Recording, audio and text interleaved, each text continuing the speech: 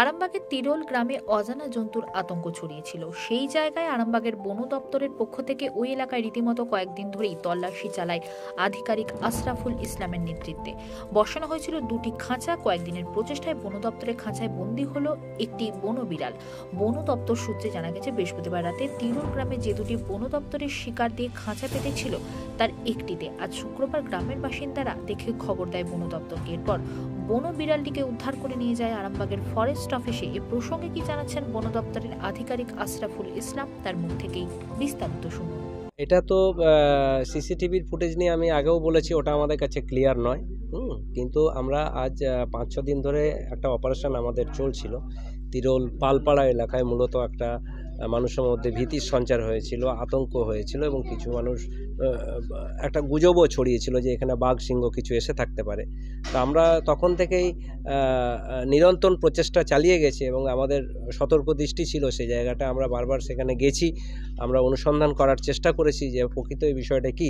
এবং আমরা আজ যখন থেকে ঘটনাটা হয়েছে তখন থেকে আমরা ওখানে একাধিক খাঁচা টোপ সহ আমরা দিয়ে রেখেছিলাম, কিন্তু এতদিন ধরে কিছু পড়েনি। গত পরশু দিনও হচ্ছে যে আমরা সকাল থেকে আমাদের বন বিভাগের আরামবাগ রেঞ্জের যত কর্মচারী আমরা সেখানে গেছি এবং ওখানকার মানুষের যেটা আশঙ্কা ছিল যে ওখানে যে জঙ্গলের মতো কিছুটা জায়গা রয়েছে সেই জায়গার মধ্যে হচ্ছে ওই পশুটি লুকিয়ে থাকতে পারে। তো আমরা কিন্তু ওই পুরো জঙ্গল তোলপাড় করেছি, সেই জঙ্গলকে চিরুনি তল্লাশির মতো করে তল্লাশি করেছি, বোম ব্লাস্ট করেছি, কিন্তু সেখান থেকে কোনো প্রাণী কিন্তু আমরা পাইনি। কিন্তু আজকে হচ্ছে যে সকালে আমাদের কাছে খবর আছে যে খাঁচা দেয়া ছিল টোপ সহ, সেই খাঁচার মধ্যে কোনো একটি প্রাণী হচ্ছে যে ধরা পড়েছে।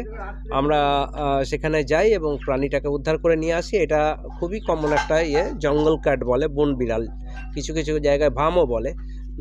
এটা এমন কিছু ক্ষতিকর নয়, এর গরু ছাগল খাওয়ার কোনো ক্ষমতা নেই। ছোট ছোট মুরগি টুরগি এই সমস্তগুলো খায়।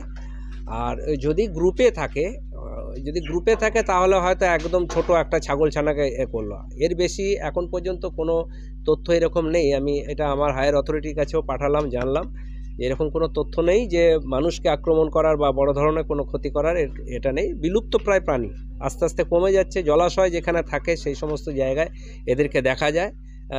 সংরক্ষণ করারও চেষ্টা চলছে এগুলোকে।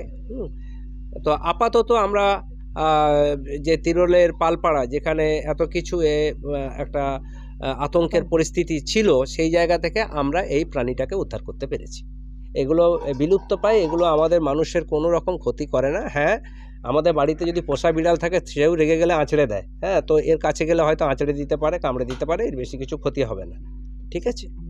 আমার নাম আশরাফুল ইসলাম, আমি রেঞ্জ অফিসার, আরামবাগ রেঞ্জ।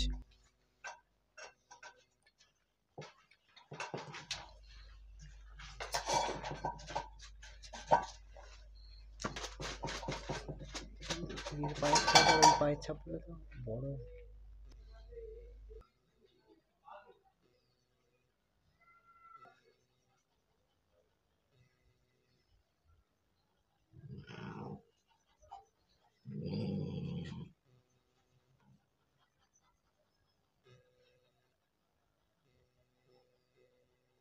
মুরগিটার কি অবস্থা, এখনো বেঁচে আছে?